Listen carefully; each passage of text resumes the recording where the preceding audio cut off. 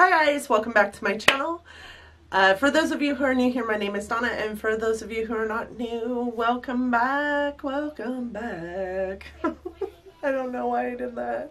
Thank you so much for continuing to support my channel. I appreciate it 100,000%. I want to thank everybody for clicking on my video today. I know that you don't have to, so it warms my heart so very much that you choose to come back and join me every single day. Today I am going to go over, this is take 2 of my brands that intrigued me in 2019 video. My first one I did last week when I had the crazy amazing eye look that everybody commented that I needed to recreate and a get ready with me, which will be coming very soon. This is take 2 because the lipstick that I was wearing in that video decided it wanted to meander all over my face, and so I just said no. I just said we're not going to post this video because I posted the 2 that I had to post and was like, I'll just refilm that one. So I'm refilming it today. This is my list of brands that intrigued me this year. If you guys didn't see my brands that intrigued me last year, I'll go ahead and link that up in the cards, as well as my recap video to that video earlier this month, in which I talked to you about the brands that I did try, what I enjoyed, and then the ones that I didn't try. I got a big fatty F. Spoiler. Got a big fatty F on that one. I think I got through 50% of the 10 brands that I had chosen.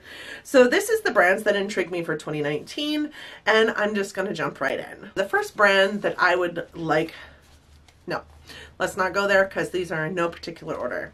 One of the brands that I would love to try in 2019 is Certify.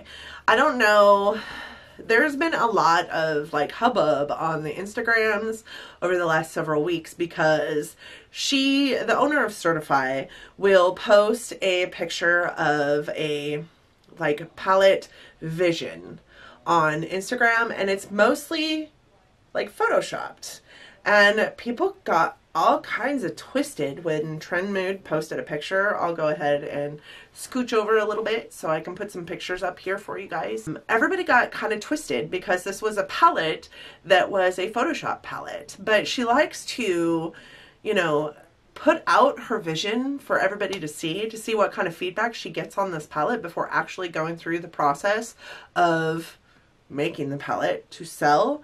I think it's a smart business move. I also think it's kind of a silly business move because if you put something out there that generates a whole lot of like want, will, and desire, then somebody else might beat you to the punch on that. But at the same time, like, she's not going to be making a palette that people aren't going to buy. And as a small brand business owner, I totally get that stance. That is a brand that I really want to try this year. It's not a brand that I'm carrying over from last year.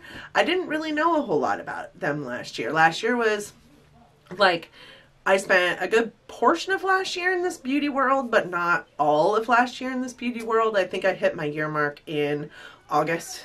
So like a good portion of last year was not spent surrounding myself with beauty. So I didn't really know a lot about Certify last year. That is a brand that I watch Lacey from Spooky Lips and Fat Hips. She has a lot of Certify, and I think I learned about Certify from her, as well as a girl that I work with, one of my partners that I work with brought it up to me once, and that's when I really started looking them up, and they just seem amazing. The next brand I would like to try is Sugarpill. Sugarpill is coming to Ulta, y'all, or has come to Ulta, so you can start picking up like their lipsticks from there. I would really like to try their eyeshadow formula. Again, heard about this brand from mostly Lacey from Spooky Lips and Fat Hips, as well as Georgia Harris, about Sugarpill, but I've heard, Angelica Nyquist, I think I'm saying that right. She has a large affinity for Sugarpill. These are brands that come out with these poppin' shades of eyeshadow, and as you can see, I like you know, colorful eyeshadow. So I'm really interested in trying them. The one thing I can say about the reason why I haven't tried them yet is because their eyeshadow pans are, number one, huge, number two, kind of expensive, and number three, you can't touch them. And that's what I'm finding with most of my list. A lot of what's on this list is indie brands because you can't physically touch an indie brand shadow. So I think that's a lot of the pullback from me, is that I can't touch it. So I don't know how it's going to perform on my skin. I don't know how I'm going to like the feel and the texture of it. So I don't purchase it because I'm afraid of spending that kind of money on something I can't tangibly feel. And therefore, a lot of the brands on this list are indie brands that you can't feel.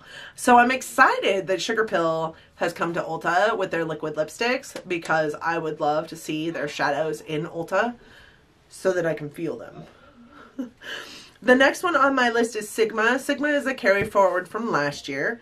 I do want to try Sigma. I have wanted to try Sigma ever since I heard about Sigma. Ever since I got into this beauty world, I've wanted to try Sigma. Mostly their brushes and their brush products, so their cleaning products, not so much for their makeup, but for their tools. I think that their tools are beautiful. I think that their tools are spoken about so highly of, and I have some good expensive brushes. I have like Esom brushes that are pretty expensive. I have, you know, Urban Decay brushes that are pretty expensive, but I haven't yet pulled the trigger on a Sigma brush, and I would really love to do that at some point this year. Where I find myself in this like little scenario though is that I've had brushes in my cart at Sigma and then out of my cart and then in my cart. I really find myself wanting more their cleaning products. So that little disc that you can get now that you stick to the side of your sink and use to clean your brushes, I want that so bad. And it's only $19. I believe. So I don't know why I just won't pull the trigger on it. But every time I go on to that website, I also want that giant like brush drying thing, which is like $69, and I don't need it. So then I just like trash my cart and don't buy anything, and that's just silly. I just need to get like one or two products here and there. I do know too that they have like surprise packs that you can get. I might try one of those. The next one on my list is Menagerie Cosmetics. This company really warms my heart. This company is a company that is based out of, I believe, Liberty Lake, Washington, which is just a few hours from where I am currently at. So I love that they're like homegrown, home company. I want to support them. But they have 2 palettes listed on their website, and right now both palettes are sold out, I believe. One of the palettes, I think the Feral palette might be in and out right now, but like I want them both. And if I'm going to purchase from them, I want them both right now. Which is so silly, but they used to be Makeup Monster, I think, or something in regards to that. And again, this is a brand that I heard about through Lacey and Georgia Harris and Smoky Glow. Like, I really just want to try this brand because their palettes look amazing, and the reviews that are going around from the ladies that I watch are amazing. So, and because they're just a little homegrown beauty company that I think it would be awesome to try them. Zoeva is a company that intrigues me for 2019. They are a company that I carried forward from last year, and last year they had so many products that I thought about purchasing from them that I just didn't. I got myself sucked into more of the point system at Sephora and Ulta and wanting to gain those points, and these are items that I can't purchase at Sephora or Ulta. I can't tangibly feel. I have a hard time spending the money on the product if I can't feel it and know that I'm going to like it before I spend that kind of money on it. However, they have a palette that has like this lime green and purple like scheme to it that I really love. And I've heard great things about Zoeva, so why I haven't tried it yet, I have to just assume that it's because I can't touch the product. The next one I have on my list is Melt. So Melt Cosmetics is a, you know, luxury, prestige luxury brand. They are a brand that has those stacks that I love. I think that they are beautiful, and the thing that holds me back is those stacks are $58 for 5 shadows. Again, with the cost of the shadow, crazy. But like, they have the Smoke Sessions palette, and they also have the Gemini palette that I absolutely love. Both of them are sold out right now. Like, bring something out and keep it out. That's what I can say. Those colors are right up my alley. I love greens and blues on my eyes, on my skin. I think it's because I'm more olive complected. Greens and blues really look great on me. Pinks look really good on me. Those greens and blues, though, I want them. The stacks, though, is where I actually started to physically get into my obsession with Milk Cosmetics. I just don't have... I'm not above spending a lot of money on a palette. I'm not. I've spent, you know, a grip ton of money on, like, my Kat Von D Saint and Sinner palette was $62. I have, you know, a Lila palette in there. Granted, I didn't purchase that. My kids did. But that's a $125 palette, $129 palette, whatever. I'm not above spending the amount of money for quality shadows, but those melt stacks are $58 and they come with 5 shadows. 5. Natasha Denona, when she puts out 5 shadows, it's like $25. I think that's why I haven't tried Melt yet, is because of the sheer cost of it. But if I could have snatched up that that Gemini palette, if I could have snatched up that Smoke Sessions palette, I would have, and I kick myself daily for not having done so, because I love both of the color schemes in those palettes. The next one I have on here is Colored Rain.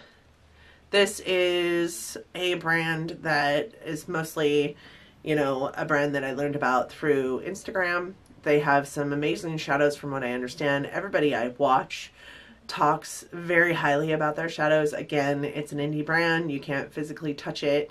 I'm really sad because over the holidays, they had their palettes on sale for like $25. They were half off. They're normally $50.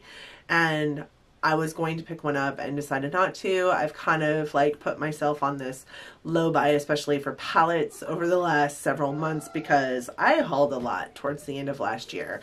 And I really needed to concentrate on spending on my kids and, you know, everything else for the holiday season. So I didn't purchase it. I wish I had. I wish I had purchased just one of those palettes because they were half off. Like, I don't purchase anything unless it's on sale, and that sale was a good dang sale, and that would have given me some kind of knowledge and go-to on those palettes. But they are also fairly large palettes, so it's a brand that I'm going to like strive hard to push myself to try in 2019. The next one I have on here is Blush Tribe. Again, this is a brand that is talked about a lot by the people that I watch on YouTube, and because of that, I really want to try it. They have some pretty amazing color schemes to their palettes, some pretty amazing colors, period, that they put out. And one thing that I have noticed about mainstream, you know, prestige brands is that they don't put out a whole lot of color. That is where your indie brands are stepping in. Your indie brands are stepping in to put out the color. And then we have like the less expensive brands following suit for the indie brands. And maybe one day the prestige brands will get there, but like, you're never going to find these color schemes in, say, Tarte, right? So that is another brand that I would love to try in 2019. The next one is Bad Habit. So Bad Habit actually is a brand that I ordered from, and then something happened. I ordered from through an app, and then something happened with my order. It got canceled or something. I can't remember exactly, but I did order quite a few palettes because I have the prestige version of those palettes and was going to do side-by-side comparisons of those palettes. I'm still going to do that, but like, something happened and I'm not sure what happened, but my order got canceled, so I didn't get any of those palettes.